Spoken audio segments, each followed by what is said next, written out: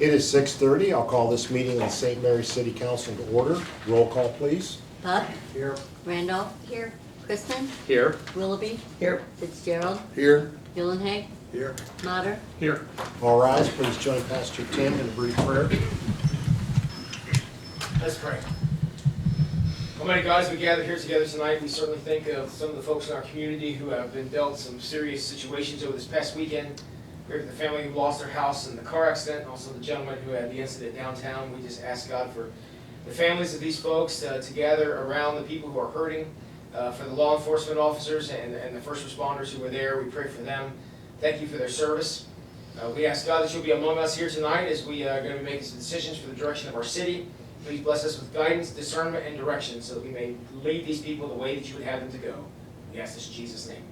Amen. Please join me in the pledge. I pledge allegiance to the flag of the United States of America and to the republic for which it stands, one nation, under God, indivisible, with liberty and justice for all. You all received a copy of the minutes of the last meeting. Are there any questions, comments, corrections? If not, may I have a motion to accept, please? Ms. Willoughby, Mr. Chrisman, council vote to accept, please. All yeses.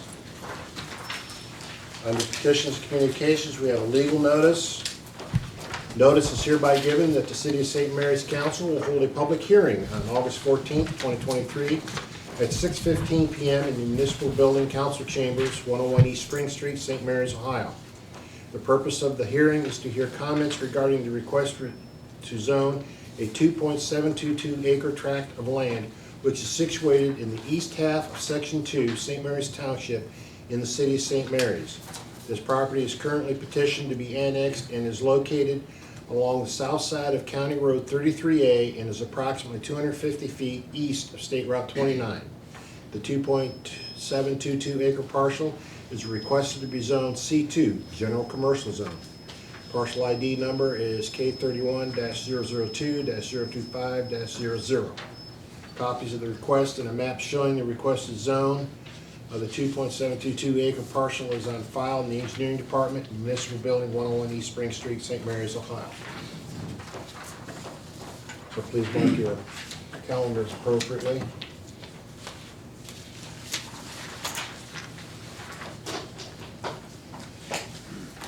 Under reports, city officials, we have the auditor's report. Mr. Reason, I have no corrections or deletions. any questions or comments from council? Next, we have the treasurer's report. Mr. Thomas. No correction. Any questions or comments from council? Next, we have the Director of Public Service and Safety report. Mr. Foxhoven. Mr. Harris, first, is there a petition of communication that anyone from the audience would like to address council? I'm sorry. Thank you for I did go around asking the new faces, and then no one said no, but thank you for Very good. reminding me. Thank you. Is there anyone here wishing to address council? Okay. Very thanks good. again Thank for the you. reminder. You're welcome. Just a few things as a reminder. A week from Friday will be our first Friday event, August 4th. It's been a good event. The last three have been well attended, so August 4th will be the last one. It's hard to believe that we won't meet again until Summerfest is over, but Summerfest will follow the week after that. And then everyone should have got a copy or a flyer of Ohio Ethics Law Training, which will be in Wapak on October 5th. I would just like to encourage everyone to attend. We will send it out to our supervisors, and those that are working, it will be mandatory for them. Other than that, I'll be glad to answer any questions that anyone has. Any questions or comments from council? Greg, the house that was destroyed, do we have to let that sit until insurance clears, or can that be cleaned up promptly? I'm sure they would appreciate some time. Chief Sutton has been in contact with the property owners, and we're gonna work with them. We know that there's personal belongings under that rubble. And so the law director and I talked this morning a little bit about it. So we wanna work with them. We understand it's quite a hardship. We also understand that it's an eyesore for our community, but we wanna try to give them as much time as needed to get it removed. I assume they'd be assisted by the FD or somebody that's used to being around structures like that. We can keep it safe as they sift through it.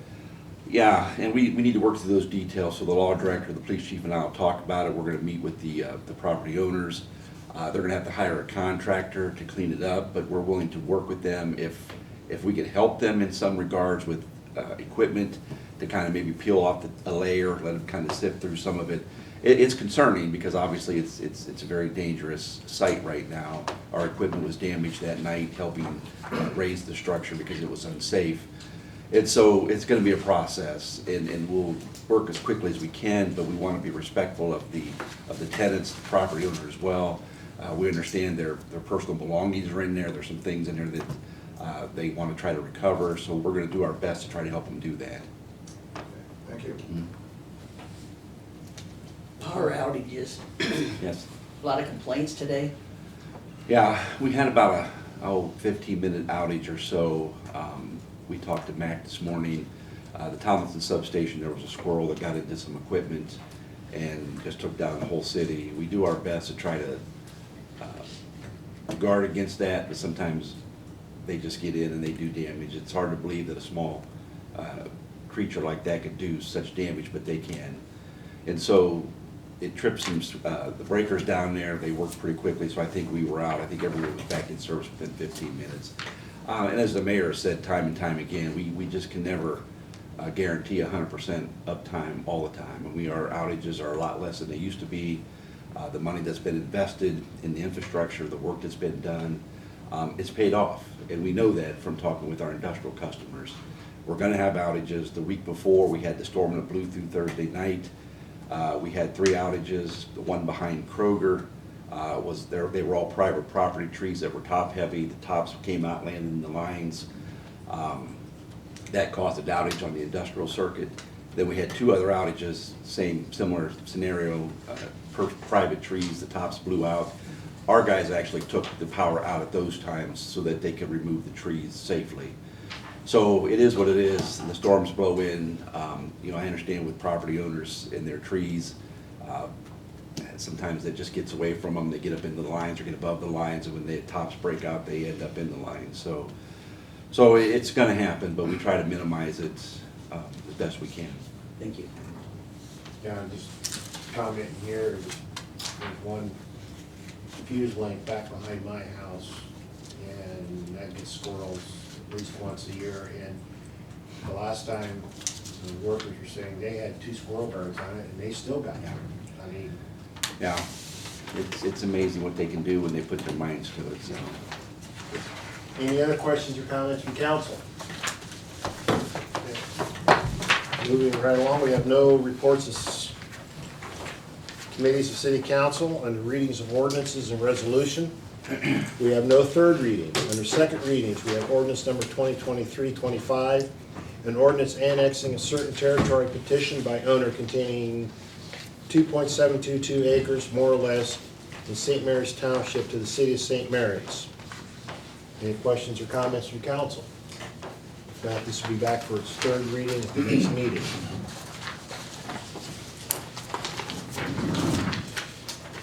Next, we have ordinance 2023-26, an ordinance zoning recently annexed territory to the city of St. Mary's. Any questions or comments from council? This will be back for its third reading at the next meeting. Under new legislation, we have ordinance number 2023-27. May I have a motion to read, please? Ms. Crispin, Ms. Randolph, council vote to read, please. All yeses. Ordinance 2023-27, an ordinance rezoning 0.827 acres of land located at 518 and 530 Greenville Road and 10.377 acres of land in part of outlot number 87 to the city of St. Mary's. Mr. Foxell. Mr. Harris, this ordinance involves 4 parcels. These parcels are all currently zoned industrial. We would like to, with the owner's at the owner's request, rezone them to general commercial. It might be more helpful if you turn to the second page with just a map. You'll see it's Greenville Road, just west of South Wayne Street. The parcel is lined through that we would like to rezone. The north parcel, north of Greenville Road, is actually the 518 and 530 Greenville Road addresses. These are homes that are owned by different homeowners. On the south of Greenville Road, you'll see there's a parcel that's split with the railroad tracks.